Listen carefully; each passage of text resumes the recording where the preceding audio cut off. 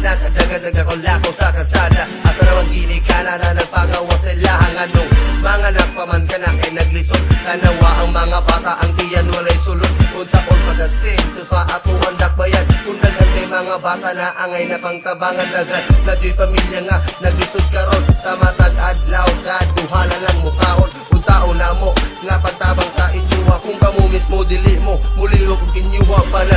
Bahuna mo para yung anak ay matabangan. Rawan rin mga batang naglatagaw. Sa kadalaga ring akwara istorya rani o paghibalo. Kadaghan na kayo mga batang yagit sa BXU. Mga batang yagit sa butuan. Punta na kamumutabang. Ang mga bata inyo punta ng suportaran. Mga batang yagit sa butuan. Ug ang mga adunahan.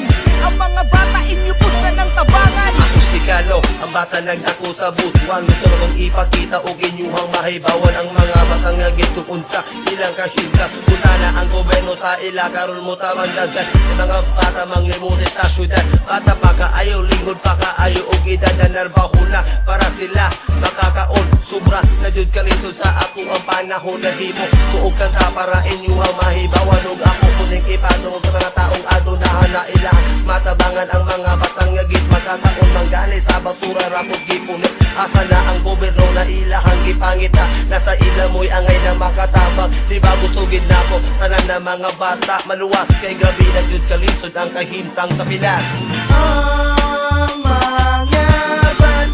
Mga batang yagit sa butuan.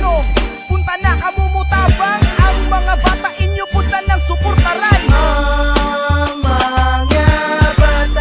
Mga batang yagit sa butuan.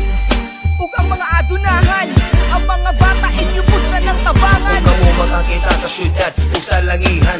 Naging kaayo mga batang mga limutan. Ay matulog sa plaza, ay matulog sa pidampan. Ang kinaboy na walay kahayag. Always na lang inadrat maghanap ko'y mga bata karon nagragiboy. Sa dakong mapangutan ako'y wala ba mo na looy mo. Tuog ka ta para akong mapadayag. Para mawala sila sa kangitin. Makatilaw ka og kahayag. Ang gobyerno mantala ang angay. Sila mo tabang. Ang uban sa sige o gragi ang mga bata. Kay nabuhabi kaluoy.